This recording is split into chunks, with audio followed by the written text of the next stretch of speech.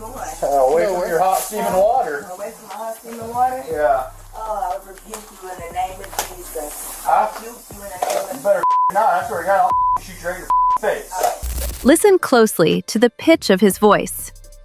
You better not. I swear to God, I'll shoot you right in your face. 3 seconds later, 3 shots ring out. Drop the pot. Drop the pot. Drop the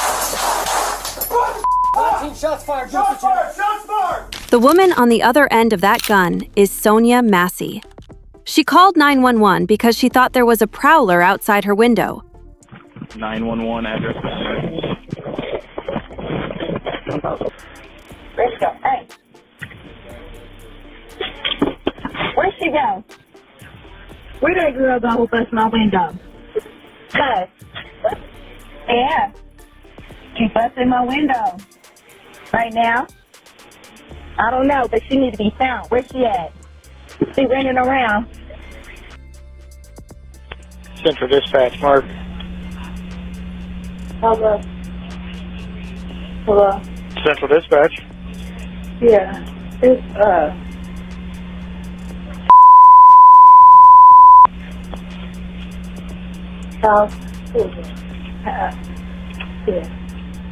Okay, I'm having a hard time hearing you. Can you speak up? No. It's Okay, I can't understand what street. Hoover. Hoover? Ow. Yes. You said Hoover? Yes. Okay, what is the problem? Man, you guys. Someone come over here and get this girl. Sorry, what is the problem? This girl hit me with a brick. Paper. Okay. Hurting real bad. She's sitting. No, hold on. Hold on. Okay, and why did your neighbor hit you with a brick? Well, come find out, cause y'all, I can't tell you when I'm hurting real bad. And I go to the. Hold on now, cause it's crazy in my butt. What is your name? Just cause y'all come, I can't do it right now, man. Sorry. Okay. What is your name? Right address. I can't. I don't know hers. She called for help. What is your name? Instead, she got Deputy Sean Grayson. Grayson claims he feared for his life. He claims she was weaponizing a pot of boiling water. He claims this was a justified shooting. But he made a fatal calculation. He thought he could control the narrative. He didn't account for the digital eye on his partner's chest. He didn't account for the GPS data. And he certainly didn't account for the digital paper trail that followed him through 6 police departments in 4 years. This isn't just a shooting.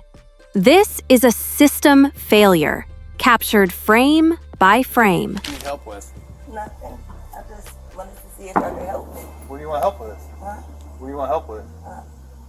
I heard somebody outside. Yeah, we checked your house. We checked your backyard. I walked all the way through all these backyards. We checked your front yard. We didn't see nobody. Yeah, So. nobody's out here. You didn't see anybody? Nope. Oh. We checked the whole area. Okay. What took you so long to answer the door? Oh, I was trying to put on some clothes, sir. I'm sorry. I was trying to get I got you. All right. Sorry. Is there anything else we can do for you? Huh? Is there anything else I can do for you? No, sir. Before the first squad car even rolls, the tragedy begins in the server room. Look at this map. This is the jurisdictional divide. Sonya Massey lives right on the edge. To understand why Sonya dies on July 6th, we have to look at the data from July 4th and 5th. On July 4th, a call is made from Sonya's mother's house. 911 address of emergency. Okay, what's going on there? Well, my daughter is being sporadic, and she's been mentally having a mental breakdown, which is something new to me. She's not a danger to herself. She's not a danger to me. But when she gets upset, then she thinks everybody's after her. like paranoid. On July 5th, another call from her mother's house. Sonya is experiencing a mental breakdown. Her mother tells dispatch she is not suicidal, but she is in crisis. These calls go to the Springfield Police Department. They have the data. They know Sonya is struggling. But on July 6, Sonya makes a call from her own house. This call lands in the jurisdiction of the Sangamon County Sheriff's Office. And here is the fatal glitch. The 911 director later admits that linking these calls is useful, yes, but not practical. He calls them different silos. Because the previous calls were in a different jurisdiction, that crucial mental health context does not transfer. The dispatcher sees a prowler call. They don't see a mental health crisis. So when they dispatch Deputy Sean Grayson, he isn't preparing for a medical assist. He is hunting a prowler. David Mary 43556. Grayson and his partner are driving blind. They don't know the history. They don't check the call logs because, as the director says, researching history would take time. Speed is prioritized over intelligence. And that lack of intelligence is about to meet a volatile situation. They arrive at the residence, 1 a.m. Watch the procedure here. They are looking for a prowler. They sweep the yard.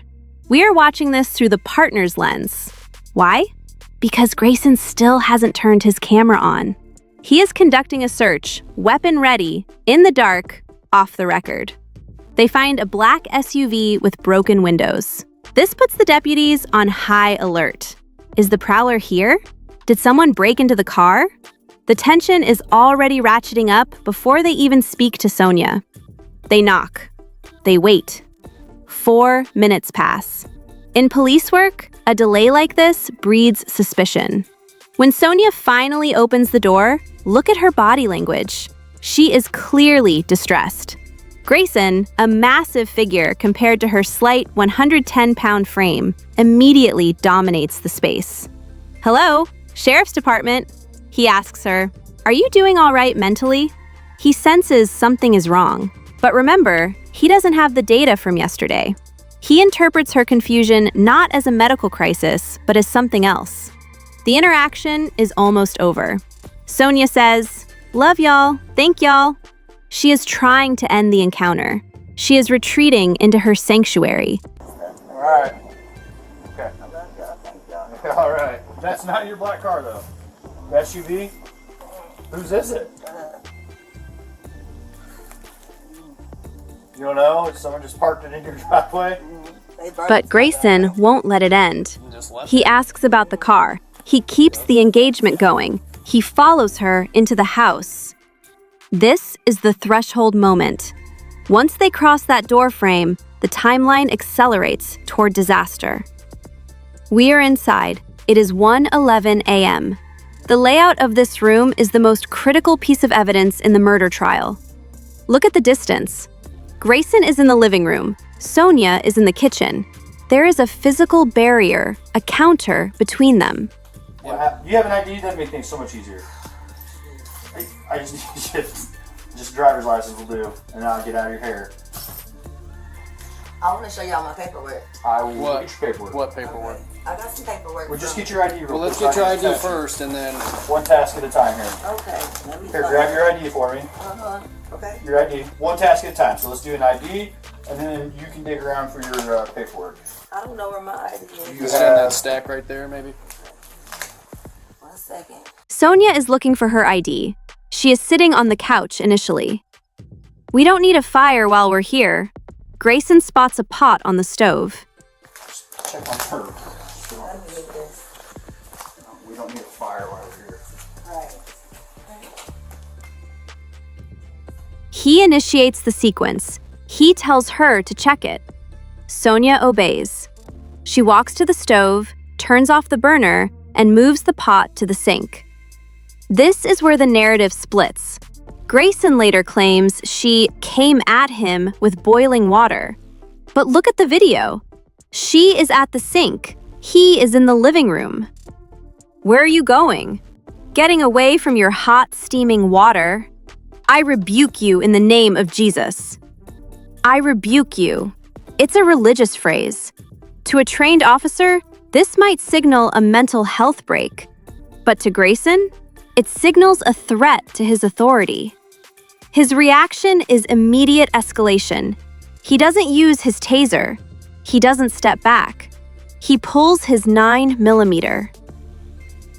My husband in the water? Yeah. Oh, I rebuke you in the name of Jesus. Huh? I rebuke you in the name of You better not. I swear to God, I'll shoot you right in your face. Listen to the specific threat.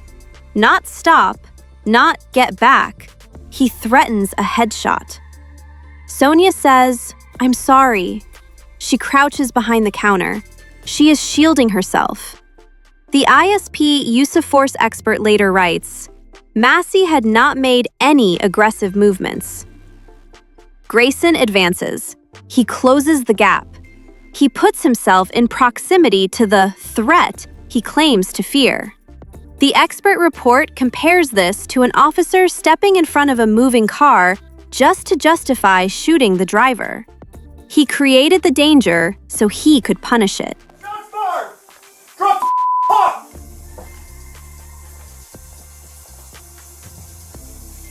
Bring EMS now. We got a headshot wound to the female. Headshot wound to female, 1078.